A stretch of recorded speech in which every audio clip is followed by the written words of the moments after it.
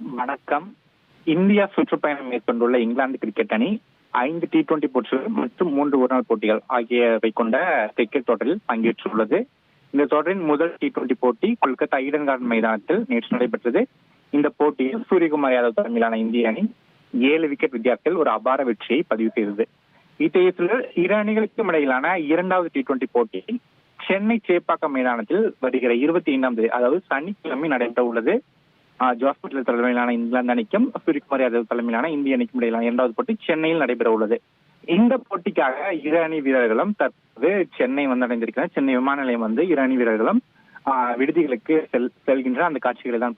குறிப்பாக இரண்டாவது T20 போட்டி வருகிற சனிக்கிழமை நடைபெற உள்ளது. இந்த போட்டி ரசிகர்கள் மத்தியில் மிகுந்த ஒரு எதிர்பார்ப்பு ஏற்படுத்தியது. குறிப்பாக சென்னை சேப்பாக்கம் மைதானத்தில் நீண்ட இடைவெளிக்கு பிறகு ஒரு சர்வதேச அளவிலான T20 போட்டி நடைபெற உள்ளது.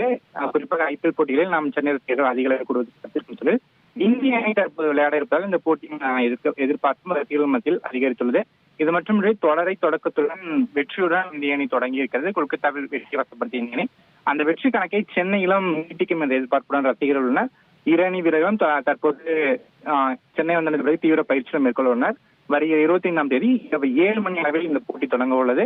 இந்த போட்டியொட்டி ரசிகர்களுக்கு பல்வேறு அறிவிப்புகள் வெளியிடப்பட்டுள்ளன. குறிப்பாக ரசிகர்கள் மெட்ரோ ரயிலில் தங்களது டிக்கெட்டுகளை காட்டி இலவசமாக போகும்போதும் திரும்பி போட்டி முடிவு செல்லும் போதும் இலவசமாக பயணம் மேற்கொள்ளும் என்ற அறிவிப்பு ஏற்கனவே வெளியிடப்பட்டிருக்கிறது. இது மட்டுமின்றி பல்வேறு புதிய அறிவிப்புகளும் போக்குவரத்து சார்ந்து இந்த போட்டியொட்டி வெளியிடப்படும் என்று எதிர்பார்க்கப்படுகிறது.